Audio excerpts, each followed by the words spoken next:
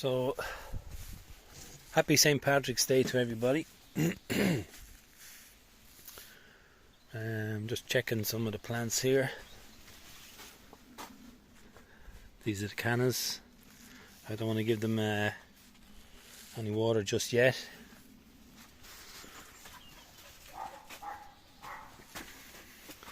I have the Colocasia Jack's Joint in here.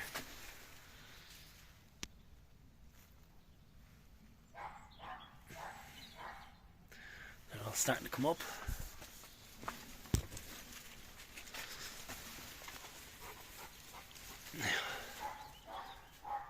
These are the Canna Musa.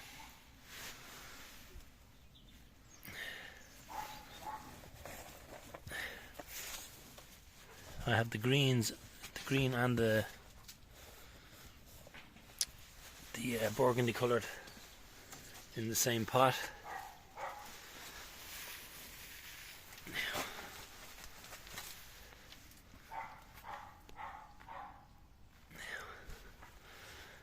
Very big corms in here. Look at the wood lice and everything in here.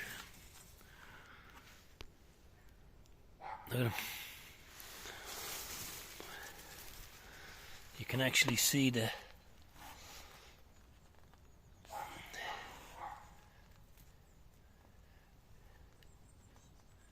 that's all new growth.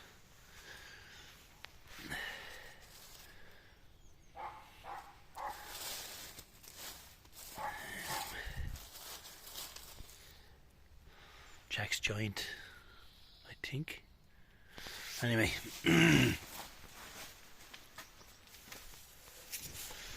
Everything is starting to grow now.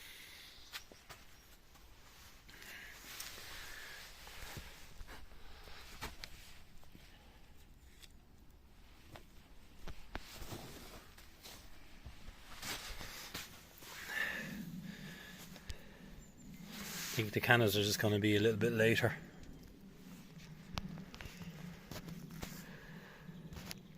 These two Sabals, Louisiana and Brazoriensis, which is, as far as I understand, is the Texas Sabal. I won't be putting them out just yet, but I do have Sabal Palmetto, and it's a lovely strong Sabal. This one here, I suppose it's at about 2 feet there, from the topsoil to the tip. I'm going to plant this one up here. The idea is to put Sabals, some Sabals in here and along here as well.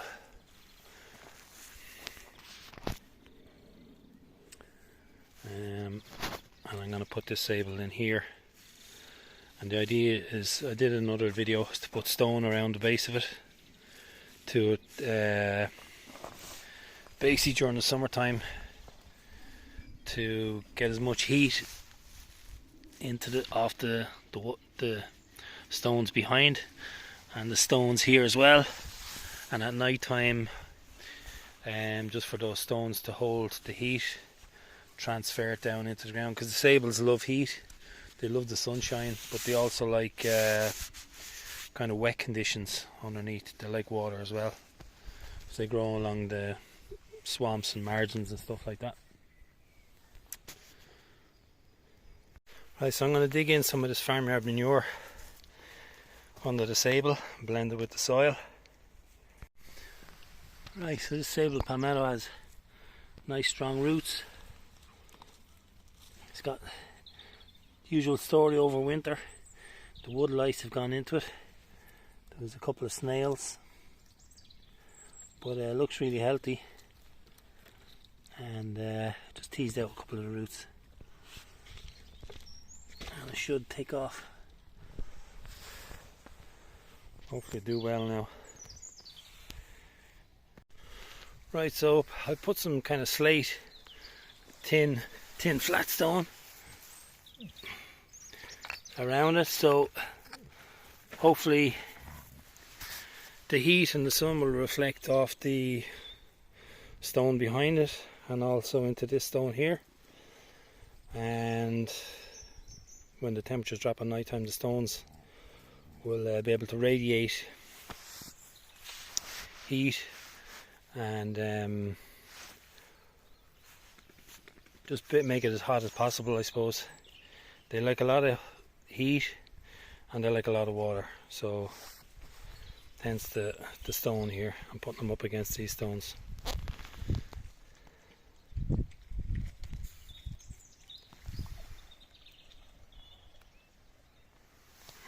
Okay.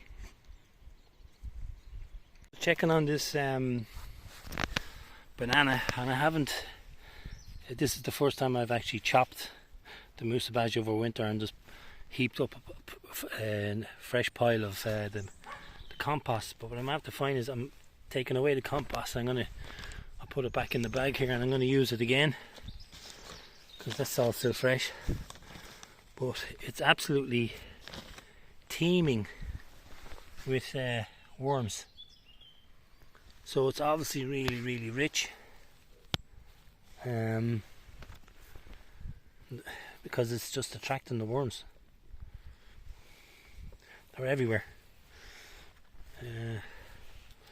So yeah, it's really rich stuff. The worms obviously like it,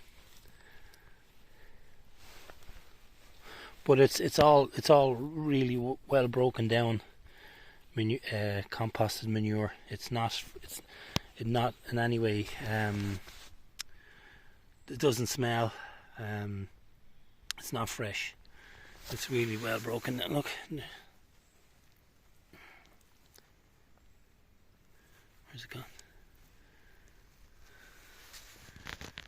So, yeah, just let this pseudostem. They're actually in the banana itself. Look.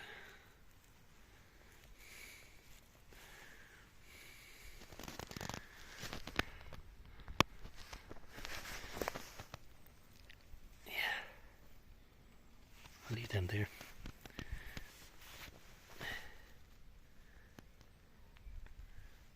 They're everywhere.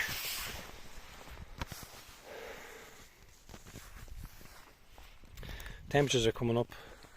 I think it was 13.5, 14 degrees Celsius. So, no doubt we're going to get some cold days still ahead of us and rain. Here's the temperatures in the tunnel just now. It's coming up to lunchtime. Right, so this is the first winter I've used this method instead of using straw. Under the canes I've used fleece, and you can see there's worms up here as well.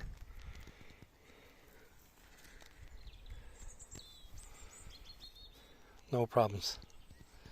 It's growing.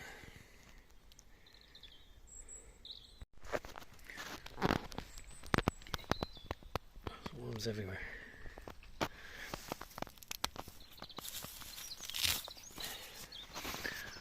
Right, so the pseudostem is solid, and it was already, I'd say, over the last couple of weeks or week, it's starting to push out a new leaf. I'm just going to chop that. Cut the top off this bit, but it's very damp underneath all the fleece, so I'd say if the fleece was left on any longer, this could actually start to go back. It would only encourage rot, so it needs to dry out in the fresh air and the wind and the sun. No doubt it's going to get wet again from the rain, but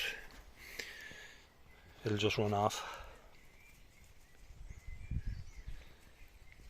Right, so here's the second one here along the path. Same thing, I've just chopped across the tops. It doesn't matter. It's just going to start throwing out loads of leaves, And one of the pups is coming on. It might survive. Another one here. That's what I'm hoping for. I'm hoping to get lots of stems coming off the main pseudo stem, and just to leave them here. Definitely after using this method with the fleece, once you buy it once, you have it forever. You can just shake it out, dry it out, and you have it there wait until next winter. Or if there's a frost blast coming in, which happens, you can go out and throw it over it. But definitely I'd say if your bananas are coming into growth, take all the coverings off, let it dry out, especially that pseudo stem, and let the light on it and let it get it growing.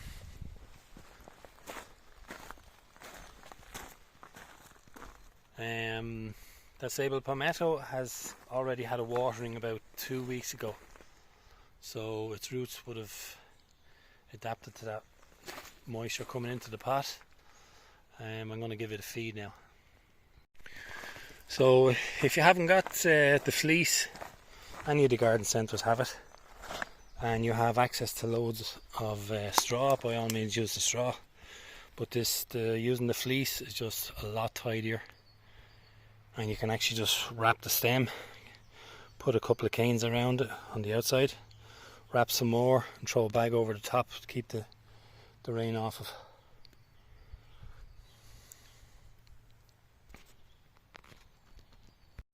So this is Hedychium coronarium, I think it's called. We already have some growth coming up. I got some new growth here. So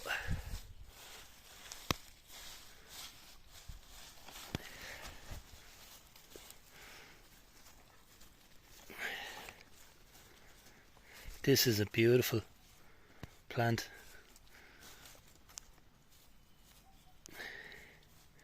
And we got some here. I'll just leave a bit of stuff over that till it turns green, and it'll push its way up itself. Yeah.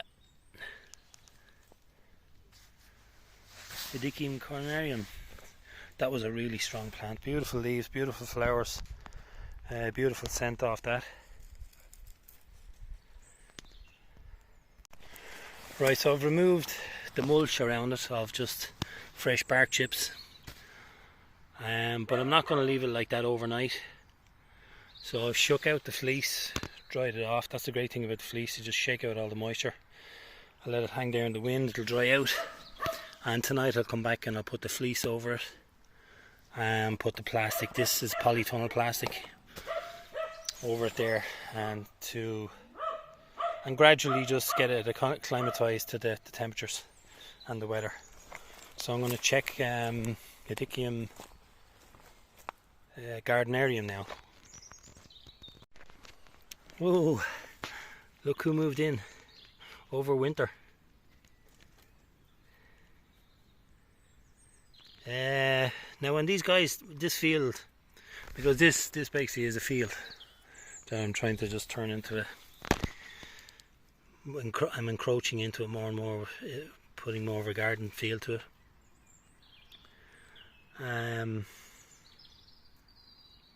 Yeah, when I had the vegetables I used to come out, the best way to get rid of these guys without using chemicals and stuff is boiling water. Scrape it back, scrape out the earth where they are, and a couple of kettles of boiling water. But they usually just buzz off somewhere else. You don't really kill them off completely. But I'm going to leave these here. I'm going to remove the mulch, and I'm going to leave that nest there, because if any other bugs come along, these guys can sort them out for me. So I'm going to see if I can get them to work for me instead of killing them off. Right, it doesn't take long for them to get onto your boot. So this mulch, the fleece and the plastic have been a winner. I think so far anyway. Got a tiny little grow point. Hopefully the ants won't eat them. If they start eating them, I'm just going to have to do something about them.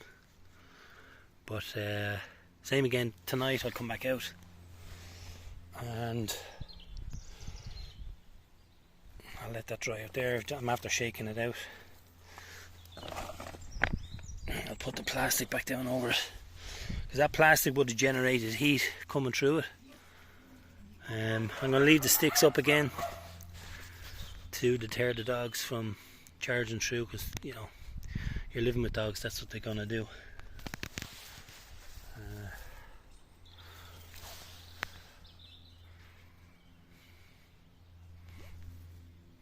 Hedychium gardnerium.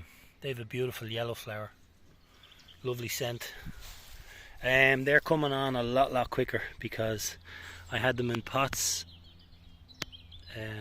2 summers ago, and then in late spring I moved them into one here and one up at the patio area, and they were very slow, so they were only settling in last year.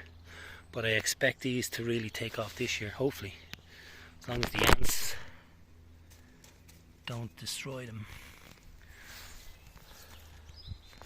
So they'll be covered up tonight.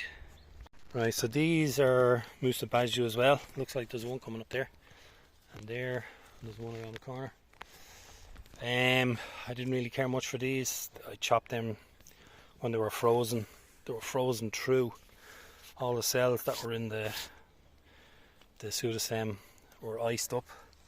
So I'm going to see what's under these. Alright, so this is the Musa sicumensis, the mother plant, from which all the other plants came from.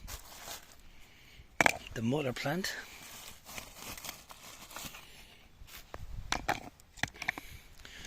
And I'm going to open this one up, and then we'll have a look at the Musa Basjoo as well. I'm going to get all this stuff off. Right, so this, just by looking at it, I think this stem is after thickening up. It's been growing away. Pup here, still alive. I knew there was pups underneath it. This pup is definitely growing. It's soaking wet now. The outer skin or surface is absolutely soaking wet. But I'm just going to chop around here. And this wind and sun is going to be great. If we can get a couple of days like that, the pseudostem will dry up. So I'll cut them off and then we'll have a look around at the other ones. So it's definitely t-shirt weather today, as long as you're moving around in the garden. So I've tidied up the sicumensis, chopped off the top. The new growth is just going to come up from the ground. Now, these were chopped really late, going into the first heavy frosts and ice. That's a very small pup. I don't know if it's still alive, but basically there's 1, 2, 3, 4, 5 pups coming off this pseudostem here. So this bark chippings, you can pick them up in the creamery or the co-ops, and I'm going to leave that down as a mulch around it, because it'll hold the moisture as well. This one's coming up, and these were frozen solid, but I think this was the worst one, and I didn't really kind of care. Come on, get out of it. I didn't really care about this one. This was just a block of ice, but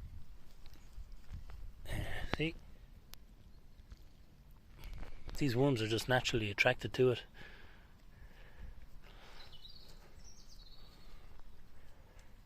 We'll see what happens. This was a fairly large pseudostem, but like I said before, small gunny eye after getting through the winter, no problem. Yeah, you can either chop them, mulch them, put the plastic over them and be done with it, or you can get the fleece and wrap it around it. Either method will work. Right, so the first feedings I'm going to start off with are very low in nutrients, just to kick off. So you don't want that too high. So this has got an NPK of 459. It's really low. It's actually tomato feed. And you know, at the end of the season, I think I've 2 or 3 of them in there. This is probably the best way to start off your feeding, so you're not expecting or pushing massive growth and nutrients down into the plants too early in the season. Right, so that's the Sabal Palmetto fed, watered. It's got the full 10 litres with the feed, with the low NPK in it, just to start it off, and hopefully whatever heat it can generate from the stones behind and around the base, it'll make it nice and hot and warm throughout the night and day, and we'll see how it gets on. It's in a south facing, so it's going to be picking up first thing in the morning all the way around to the last thing in the evening. So south facing for palmettos, give it as much sun as possible. Right, so while I was putting all the fleece away, I noticed even in here in the pots that there's new growth coming on with these hedychiums, small growth points.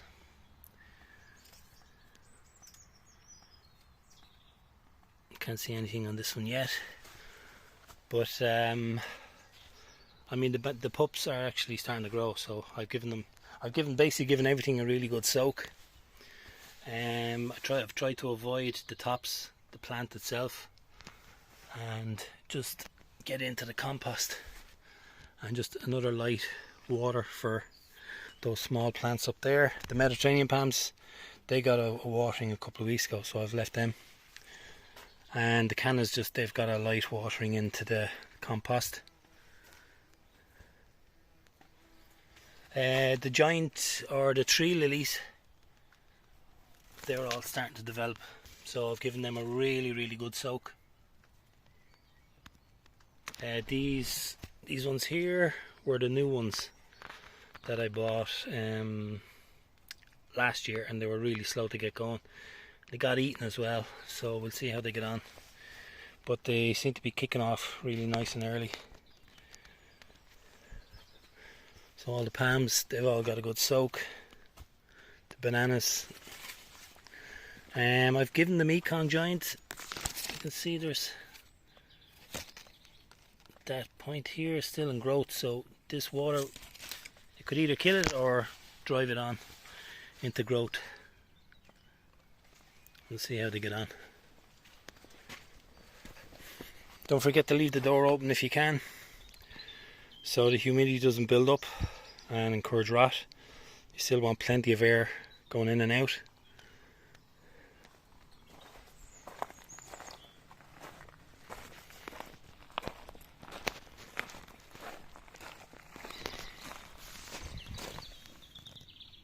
Tetrapanax looks really healthy.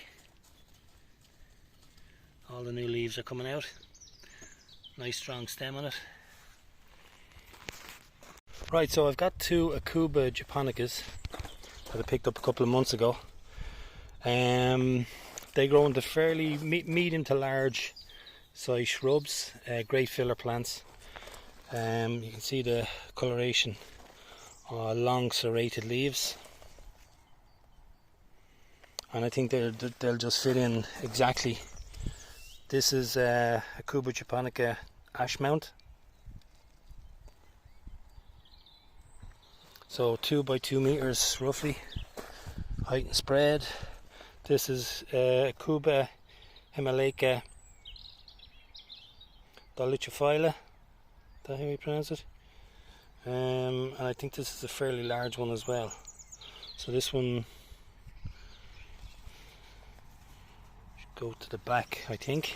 Anyway, they do well in shade, semi-shade, Actually, my wife has an Aucuba, and I didn't like it at all. I thought it was horrible. But it just shows you how things can change. I'm going to put them over here. I'm going to show you now where Nina's gone in. And I'm going to put this Fatsia in with it. And they turn into...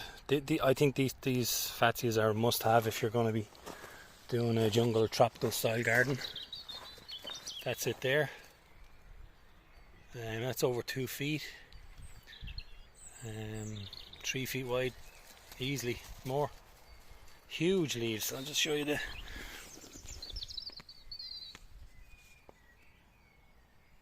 You can see the size of those leaves. They're massive.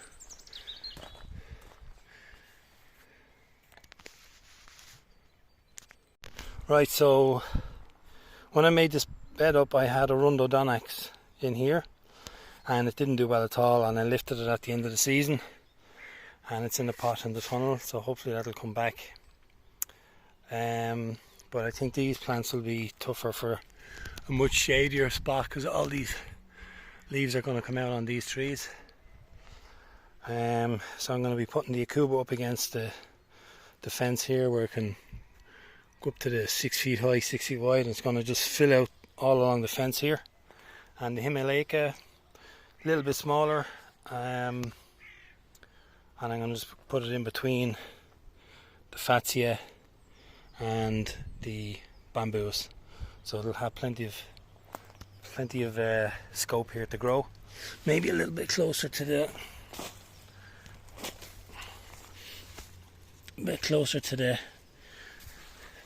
fence line here. Yeah, it probably works out better closer to the fence line. I can still leave this spot here for a palm. So I'm going to leave the covers off that Trachycarpus princeps. So this is the Trachycarpus winsan, and I've taken the cover off. Let's see you getting into the shot. Go on, go on. Okay. And you can just see the way that all the top layer is nice, being nice and dry.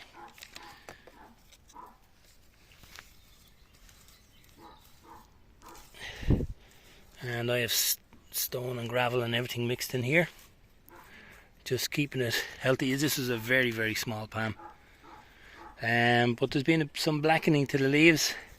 I don't think they're going to die off. I think once it gets a feed, tiny little spear in there, no spear pull yet. I'm going to leave the bamboo canes around it anyway, and not all the leaves have started to divide. This is very, very young Trachycarpus winsan. So I think once it gets a couple of years under its belt and that root system develops, you should be fine without any protection. Right, so Aucuba Japonica, the Himalaya, that's gone in there. That's the ream, Chinese rhubarb. You can't eat this, it's poisonous. Gets lovely big leaves. Probably in the wrong spot, probably needs to be a bit more out to the front, just a couple of feet from the path, so you can see the big leaves and appreciate it. I might move it. I'm going to have to do it soon enough though. So right, this is the actual hole where the rhododendron from Montpellier was planted. It didn't do well, but I remembered I put some of the compost in and everything, so the hole is nice and fresh and healthy with the soil mixture. And I'm going to put this Aucuba Japonica ash mount is going in here. So these are the large pots at the back of the house, and you can see under the mulches the cannas are taken off. This just basically went into recovery since I got it. I had to cut it back. This is the Triarhena Lutario something. It's a giant grass. If you think the giganteous grass is gigantic, this grass is absolutely huge. Look it up on YouTube, but it's huge, and I'll have to put a control in for this as well, like a bamboo barrier. So I'm going to take off. These are really strong. These are huge bamboo pseudostems. So I'm going to take off the covers, because I'd say these are in growth as well.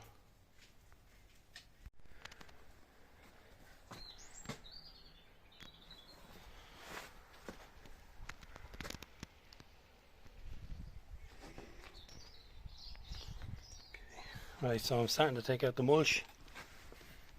I topped that one there. You can actually see about 2 feet of growth there.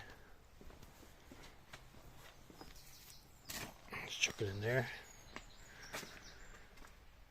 So the plants and bananas, they're definitely growing, so I'll probably take the top off that. Pups look like they've come through it as well. That one's growing. In here, there's a pup. I'll tidy all of these up. Yeah, so they're definitely growing. Like that's over a foot long. That bit. I'll just chop them back, tidy everything up. An absolute mountain of fleece here, but it's a lot tidier than the straw. So tonight I'll actually put the fleece back in around the base, just to keep it insulated so it doesn't go into too much of a shock. Right, so the cannons at the back window had these covers. They've worked out fantastic. This pot here had dry chippings, and they're bone dry, so there's no damp or anything after getting down there. Now this compost was already damp, but I already see Jack's Giant cannas, they're all coming up.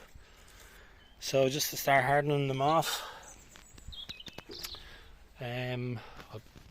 these two had fleece, so I'm just taking the fleece out, let the light in, the air in, dry up the top surface of the soil, top surface of the plants and that, so they're not going to rot, and just gradually harden them off. And tonight I'll put the fleece back in on them, but I'll just take all this sawdust out of here, saw chippings.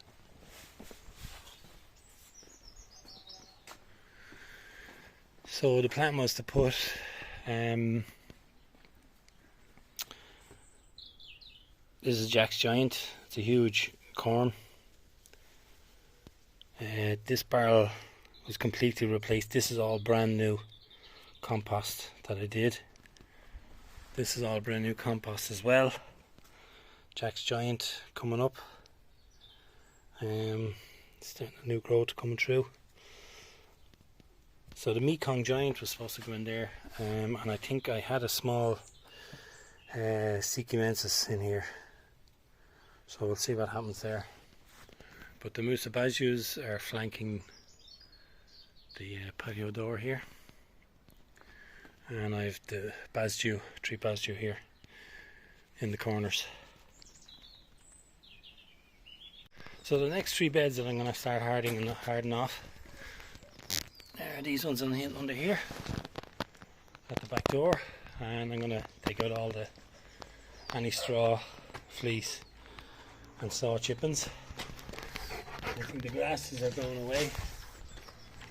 What I can do with the excess fleece that I have from all the bananas, at night time I can throw the fleece in.